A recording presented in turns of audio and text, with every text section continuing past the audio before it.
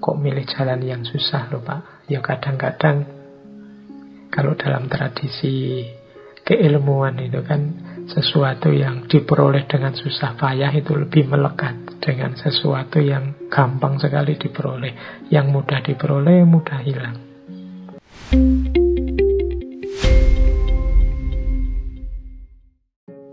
Yang paling terkenal, seperti saya bilang tadi dari Imam Ahmad, adalah kesungguhan beliau dalam ilmu. Banyak sekali cerita-cerita tentang bagaimana seriusnya beliau mencari ilmu. Ada satu cerita, satu ketika Imam Ahmad ini, yang sudah tua, yang usianya sudah 70-an, terlihat sedang berjalan, membawa buku, membawa tinta, membuntuti seorang syekh.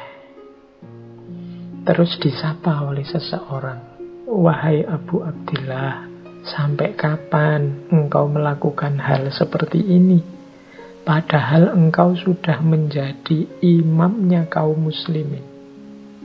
Beliau berkata, "Bersama tempat tinta sampai kuburan." Nah, ini kalimatnya bisa teman-teman jadikan jargonnya untuk semangat belajar.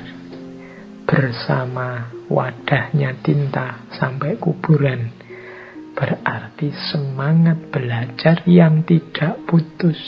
Kalau bahasanya hadis, minal mahdi ilal lahdi, dari buayan sampai liang lahat.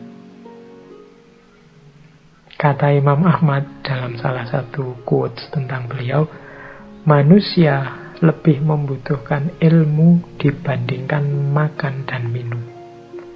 Karena dalam sehari, seseorang hanya membutuhkan makan minum 1 atau 2 kali saja, sementara ia membutuhkan ilmu dalam setiap helaan nafasnya. Oh, ini quotes ini bagus, tapi jangan-jangan kebalikannya kita ya. Kita setiap detiknya yang dipikir makanan, kalau untuk ilmu sehari 1-2 kali saja. Tapi kalau Imam Ahmad, makan itu kan 1-2 kali saja sehari cukup. Tapi kalau ilmu, setiap helaan nafas. Imam Ahmad ini mengembara kemana-mana mencari ilmu. Dari Baghdad ke Basrah, dari Basrah ke Kufah, dari Kufah ke Hijaz, dari Hijaz ke Yaman. Semua ulama beliau kunjungi bertahun-tahun. Di Hijaz ada cerita beliau ini sampai 5 tahun mengejar hadis-hadis. Beliau tidak mencukupkan diri hanya dari kitab atau buku, tapi beliau ingin ketemu langsung dengan ulamanya. Ada cerita, suatu ketika beliau ini bertemu seorang gurunya, Abdur Razak bin Humam. Ini nanti beliau dijadikan guru oleh Imam Ahmad. Ketemu di Mekah. Mestinya Imam Ahmad ini waktu ketemu bisalah mengkonfirmasi hadis-hadis yang ingin beliau konfirmasi, beliau ambil. Tapi tidak, waktu ketemu di Mekah ya beliau menghormati sebagaimana guru dengan murid, tapi beliau tidak ingin merepotkan gurunya ini dengan pelajaran-pelajaran hadis. Nanti setelah Imam Abdur Razak bin Humam ini pulang ke tempat beliau namanya Son'ah, baru Imam Ahmad nyusul capek-capek ke Son'ah untuk mengambil hadis dari Syekh Abdur Razak bin Humam. Nah, ini menurut saya menunjukkan kesolehan sekaligus keseriusan beliau dalam ilmu. Kok milih jalan yang susah loh Pak? Ya kadang-kadang kalau dalam tradisi keilmuan itu kan sesuatu yang diperoleh dengan susah payah itu lebih melekat dengan sesuatu yang gampang sekali diperoleh. Yang mudah diperoleh, mudah hilang. Sokbun la yunsa wasahlu yunsa.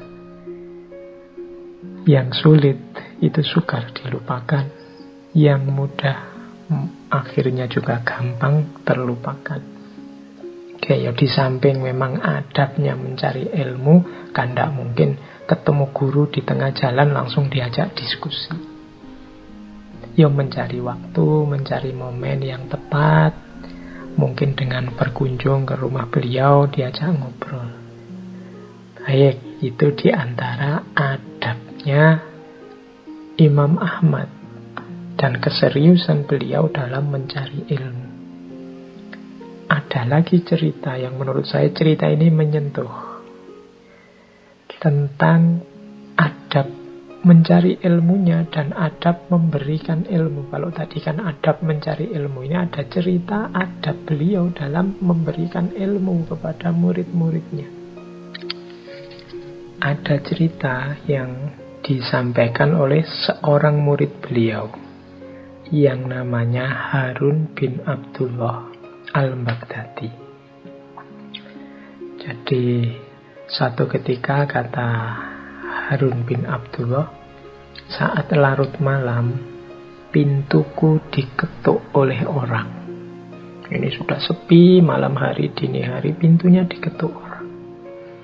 Terus aku bertanya, siapa? Ada suara lirih dari luar pelan sekali menjawab, Ahmad. Aku menyelidik lagi, Ahmad yang mana? Nama Ahmad kan mestinya ya banyak, nama Ahmad, nama Muhammad. Jadi beliau ini tanya, ini Ahmad yang mana? Nyaris berbisik ku dengar suara Ibnu Hambal. Ada suara pelan, Ahmad. Ahmad siapa? Bin Hambal. Kaget. Syekh Harun ini, subhanallah, itu guruku. Cepat-cepat dibukakan pintu. Beliau pun masuk, tapi dengan langkah yang berjingkat-jingkat, pelan-pelan.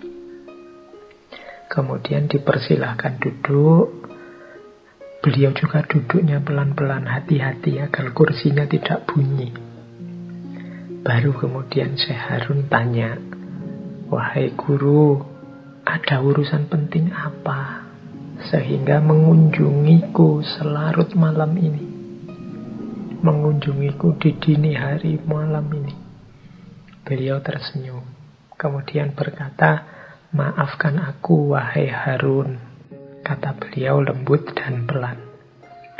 Aku terkenang bahwa engkau masih terjaga kalau malam seperti ini untuk meneliti hadis di waktu semacam ini. Kuberanikan diri untuk datang karena ada yang mengganjal di hatiku sejak siang tadi. Jadi Imam Ahmad ini bilang, yo, aku ngerti kebiasaanmu kalau jam-jam segini engkau masih sibuk belajar. Makanya aku datang pelan-pelan karena ada yang mengganjal yang ingin aku sampaikan. Syekh Harun kaget. Apakah yang ingin disampaikan itu tentang saya, guru? Sampaikanlah, jangan ragu-ragu. Akan aku dengarkan. Nah, barulah Imam Ahmad menyampaikan nasihatnya. Maaf wahai Harun, tadi siang aku lihat engkau sedang mengajar murid-muridmu. Engkau membaca hadis untuk mereka catat. Aku lihat saat itu mereka murid-muridmu ini ada yang tersengat oleh teriknya matahari. Sedangkan engkau teduh dinaungi oleh bayangan pepohonan. Lain kali jangan begitu wahai Harun. Duduklah dalam keadaan yang sama sebagaimana muridmu duduk. Jadi Imam Ahmad ini mengingatkan, tadi siang aku melihat saat engkau mengajar, engkau mencari tempat yang teduh, dinaungi pepohonan, sementara banyak muridmu yang tersengat oleh matahari. Lain kali jangan begitu. Kalau memang murid-muridmu kepanasan, ya engkau harus bergabung bersama mereka. Nah, setelah itu Imam Ahmad terus pamit, pelan-pelan lagi pamitnya. Berjingkat-jingkat menutup pintu juga pelan-pelan. Nah ini Syekh Harun ini betapa takjub. Beliau menangis melihat adab gurunya. akhlaknya yang sangat indah. Kata Syekh Harun, beliau bisa saja menegurku di depan para murid. Toh, murid-murid juga tahu beliau guruku dan berhak untuk itu. Tetapi tidak dilakukannya untuk menjaga wibawaku. Beliau bisa saja datang sore hari, setelah maghrib, setelah isya, kan lebih mudah. Tapi itu tidak dilakukannya demi menjaga rahasia. Dari nasihat-nasihatnya, beliau sangat hafal kebiasaanku yang masih terjaga di larut malam. Beliau datang mengendap-endap, pelan-pelan, bicara lembut, berbisik. Semua dilakukan agar keluargaku tidak tahu, agar aku yang adalah seorang ayah dan suami tetap terjaga kehormatannya sebagai imam dan teladan di tengah keluarga. Jadi ini contoh adabnya seorang guru kepada murid. Jadi ingin mengingatkan, menasehati saja dengan cara yang paling tersembunyi, paling halus, paling tidak menyinggung perasaan. Nah, ini di antara contoh mungkin yang bisa kita teladani dari seorang Imam Ahmad. Jadi ya monggo ya kita serap sendiri cerita tadi. Kita sinkronkan dengan kelakuan kita sendiri hari ini. Semoga tidak kita pakai untuk nuding orang yang tidak seperti ini. Kita jadikan bahan introspeksi saja, bukan bahan untuk menyalahkan atau menjatuhkan orang lain. Ya meskipun saya tahu hari ini banyak orang saling menasehatinya dengan cara membongkar aib secara terbuka lewat medsos-medsos. Semoga kita tidak tergolong yang seperti itu. Kalau memang kita merasa bertanggung jawab meluruskan, menasehati, coba kita ambil jalan yang lembut, jalan yang sebagaimana ditempuh oleh Imam Ahmad tadi.